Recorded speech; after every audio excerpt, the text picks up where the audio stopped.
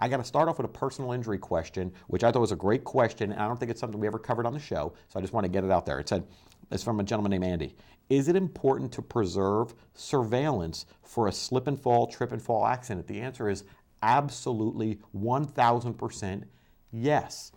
The reason why is when you have surveillance tapes, you get to see, number one, let's say it was a slip and fall in Publix, in a grocery store.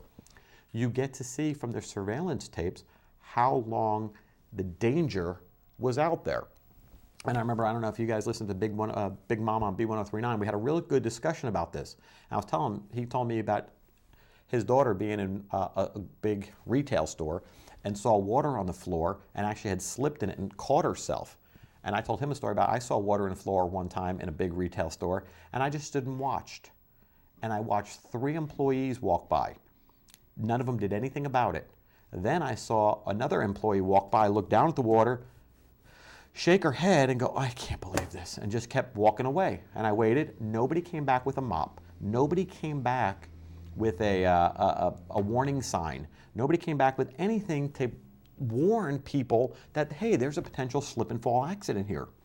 Now, would that show up on surveillance tapes? Absolutely. How the spill occurred, how long it had been there, because one of the things they always argue against you is like, well, we don't, that could have occurred 5 seconds before it happened. Now let's say you're on the defensive and you're saying, hey, you know, it did just happen. Well, yeah, I want those surveillance tapes to defend myself, because if somebody's going to make an allegation, well, you know, that stuff was on the floor for an hour. And I can say, no, it wasn't. Here's what happened. Somebody walked by with their shopping cart and knocked that, you know, that bottled water onto the floor, and then 2 seconds later, your client came around the corner running and slipped and fell. Okay, now I've got a problem because the surveillance tapes tell the tale, and I can't dispute that because that's what really happened. So yeah, if you have surveillance tapes one way or the other, I think you give it to your whoever, your attorney or whoever, and say, look, this is what really happened. And again, if you're a store and you're at fault and you have insurance, pay the claim. There's nothing wrong with it. If you made a mistake, you man up to it and you say, look, I screwed up.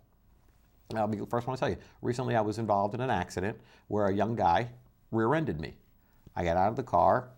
It happens, no big deal. It's just been raining a little bit, and the guy was really good about it. You know, he took responsibility, and I thought that was great, because a lot of people in today's society don't want to take responsibility for their actions. And he had a prior history. So I mean, I felt bad for the guy. It was an accident, and accidents happen. That's what you have insurance for. Cars were fixed, no big deal. Everybody goes on about their life. Not a big problem. But at least he took responsibility. I'd have been a little upset if he got out and said, you know, you did this or you did that. Did I really? Is that what I did? I was sitting at a light. But no, that didn't happen, so I'm glad. It worked out great. We fixed it. Insurance companies took care of it, and everything's done. Move on with your life.